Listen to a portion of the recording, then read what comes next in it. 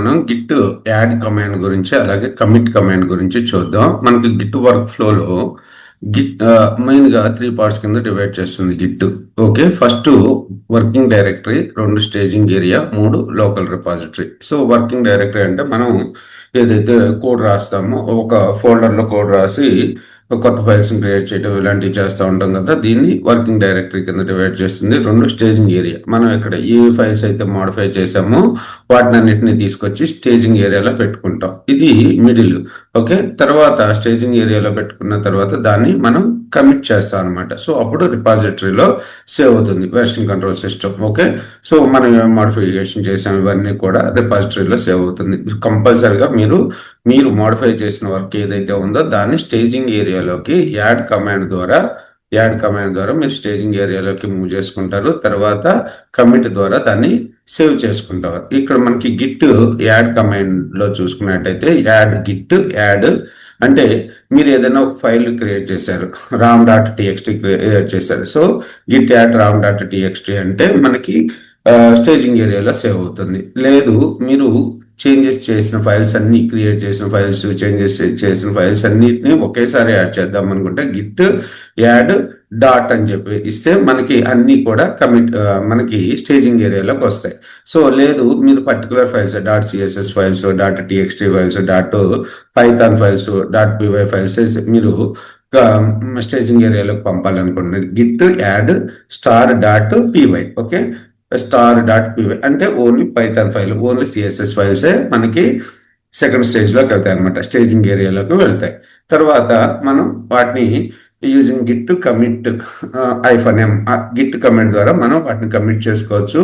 అక్కడ కమిట్ చేసే ముందు మెసేజ్ అది ఏదైనా అదే మనకు కామెంట్ లాగా అనమాట, -m fixing the navigation bar bug లేకపోతే క్రియేటెడ్ ద ఫైల్స్. సో మీకు కావాల్సిన మెసేజ్ కామెంట్ అయితే మీరు ఇక్కడ చేస్తారనమాట, మెసేజ్ అయితే ఇక్కడ చేస్తారు. ఓకే, సో దీని పర్పస్ మనం ఒక ఫోల్డర్ క్రియేట్ చేద్దాము.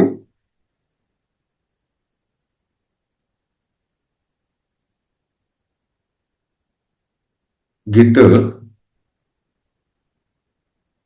వీడియో అని చెప్పి పెడుతున్నాను, మన ఫోల్డర్ పేరు గిట్ వీడియో. ఓకే, సో ఇక్కడ నేను విజువల్ కోడ్ స్టూడియో కోడ్, మీరు స్టూడియో కోడ్ లేకపోతే దాన్ని ఇన్స్టాల్ చేయండి. రైట్, నేను ఆ ఫోల్డర్ను ఓపెన్ చేయాలి. ఓపెన్ ఫోల్డర్ గిట్ వీడియో, ఈ ఫోల్డర్ని సెలెక్ట్ చేసుకుంటున్నాను. ఇప్పుడు నేను గిట్ వీడియో ఫోల్డర్లో ఉన్నాను. ఇప్పుడు గిట్ వీడియోలో ఈ ఫోల్డర్లో మనకి గిట్ ఇనిషియేట్ అయిందో లేదో చూద్దాం. సో దానికోసం టెర్మినల్ ఓపెన్ చేస్తున్నాను, న్యూ టెర్మినల్.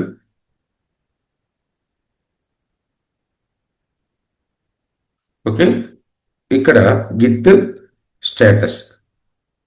సో ఇక్కడ మనకు చూసుకున్నట్టయితే పవర్ షెల్లో ఉంది. లేదు మీరు కమాండ్ ప్రాంప్ట్లో రావాలంటే కమాండ్ ప్రాంప్ట్ని సెలెక్ట్ చేసుకోండి. రైట్,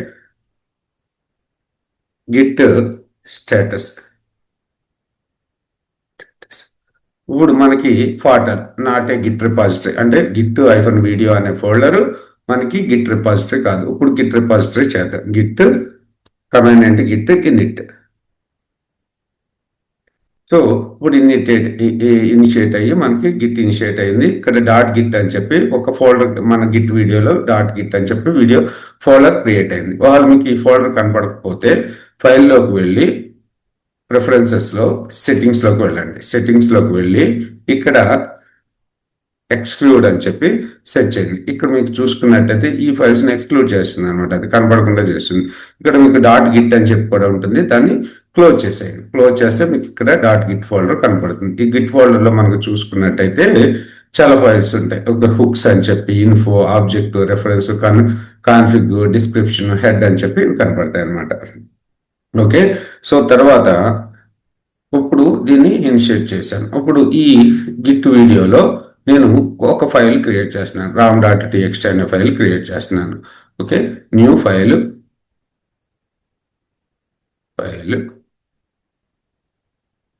న్యూ టెక్స్ట్ ఫైల్ తీసుకుంటున్నాను. తీసుకుని దీన్ని Ctrl+S సేవ్ చేస్తున్నాను. ఎక్కడ గిట్ వీడియోలో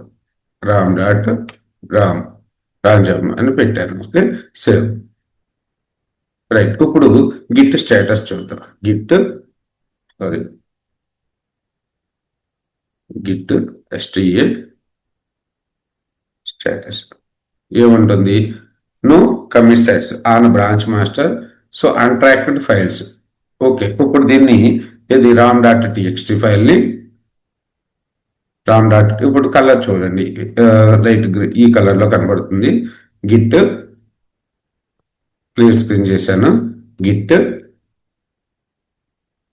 యాడ్, సో మన ఫైల్ నేమ్ ఏంటి? ram.txt. ఓకే, ట్యాబ్ ప్రెస్ చేయండి, మీకు కనబడుతుంది ram.txt. ఇప్పుడు మనకి యాడ్ అయింది. ఇప్పుడు గిట్ స్టేటస్ చూద్దాం. So no commit, changes to be committed అని చెప్పి వచ్చింది. ఫైనల్ గా మనం కమిట్ చేద్దాం. గిట్ కమిట్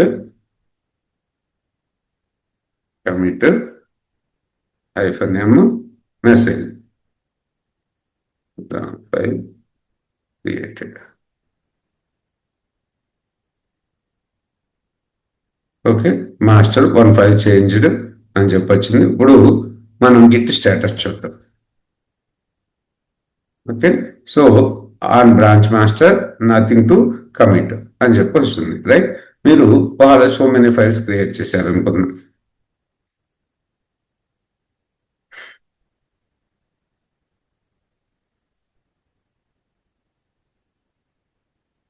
జీరో 1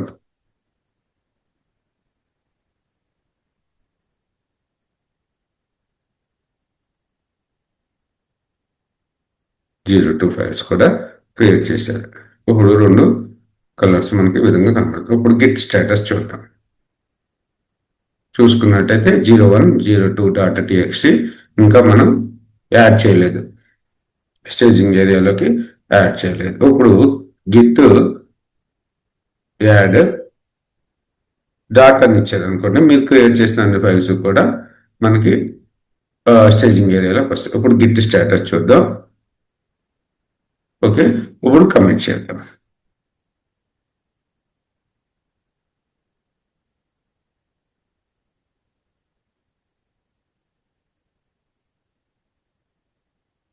రైట్, ఇప్పుడు స్టేటస్ చూద్దాం. Git status, so on branch master nothing to commit.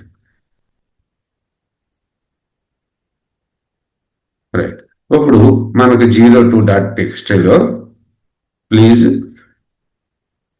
Subscribe అని చెప్పి కంటెంట్ రాస్తున్నాను. ఓకే, సో ఇప్పుడు సేవ్ చేసే స్టేటస్ చూస్తున్నాము. గిట్ స్టేటస్, సో మోడిఫైడ్ అని వచ్చింది. ఇప్పుడు మనం గిట్ యాడ్ చేద్దాం. Add tab 02.txt. Okay,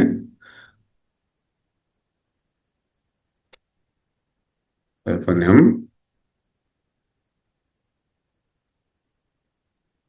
025 edited. So ఇప్పుడు మనం చూద్దాం గిట్ స్టేటస్.